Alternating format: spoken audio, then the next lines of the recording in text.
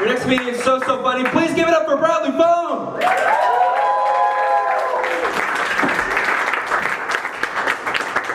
Hello everybody. As you can tell, worked out today. I've been working on my body because I know I can give off the vibe of an incel who's really into spreadsheets. More of an Excel.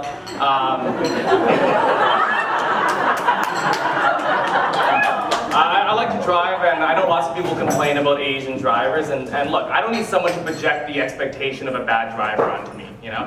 As a strong Chinese man, I suck at driving all by myself. Like watching a parallel park is like watching someone vacuum the corner of a room. Big waste of time. Despite this, the most dangerous person on the road is not the Asian driver. The most dangerous person on the road is the white cyclist. 18 water bottles strapped to their chest. They're going to Whole Foods, but they're dressed like they're going to Comic-Con. But at the same time, I never understood people who own a sports car in a city with speed limits. Like, having a car that goes 300 miles an hour is like having a dick that's 3 feet long. You'll never truly enjoy all of it. And if you try, you better be alone in your garage, or it's definitely illegal. So now you know a little about me. Can I get personal with everyone? Yeah. I love anal. Big fan. You know, some people have a face for radio. Turns out I have a dick for anal. It's great. But it was wild trying it for the first time. Like trying anal for the first time was like trying a hike for the first time. As soon as we started, I was like, are we even supposed to be here? It doesn't look like anyone's maintained this trail in a long time. But I got it was fun. It was fun doing something familiar but in like a different spot. You know, anal truly is the glamping of sex.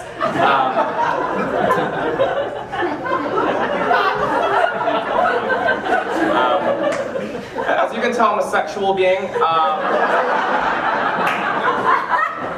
I got sent a nude recently, but when she sent it, the girl said, "Hey, don't you dare save that." I was like, whoa, with all due respect, this is not professional work. Like there's so much porn out there, I'm often overwhelmed with not the sex, but the set. Like I'll pop up a video and be like, ooh, marble floors. Chandelier.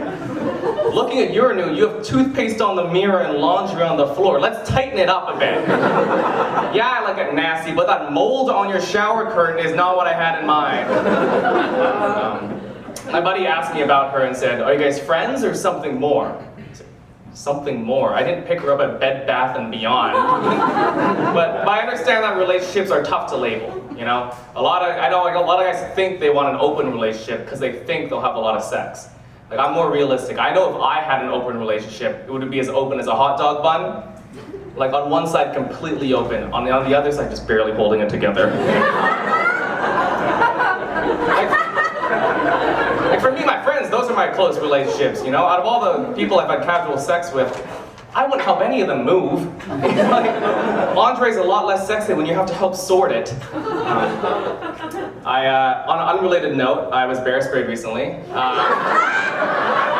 Unrelated. I was walking down the street and a guy walked up to another guy, and I was standing here. And I know stereotypes would suggest that someone who looks like me would have a natural defense against attacks to the eye, but I'm here to say that I'm just like the rest of us.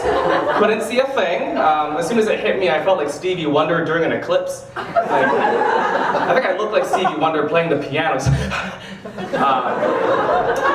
So the first thing I did was call the cops, and I'm not a big fan of cops. Like, I don't know how to solve all the problems we have, but I look at cops the way I looked at the dresser I built from IKEA. Like, I'm no expert, but I know there are fundamental issues with what's going on around here. But I called them, and the first instruction was to describe the two men. Now, like, I don't like stereotyping, and I think that's generally a good way to live. Not as helpful when you have to describe two people who are 1,000% on crack. Like, here's how the phone call went. I was like, officers, it was two white men. How were they dressed? Oh, they were dressed like... They were dressed the best they could afford in the current housing market.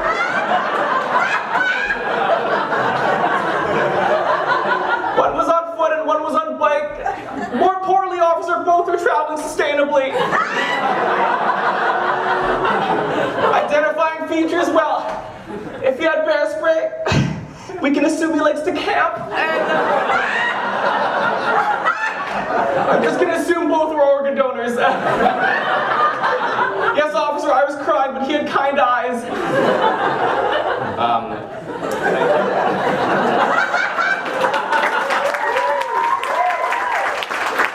This happened on Main Street, and I live on Main Street. I love it there, but see tons of weird shit. Like, I saw a dildo in the street, and first of all, you hate to see a stray. But also, it had big balls on it. I was like, why does a dildo have balls? You know, like, to me, balls on a dildo are like the ends of a loaf of bread. Like, I get this is technically part of the whole thing, but I don't want either of these in my sandwich.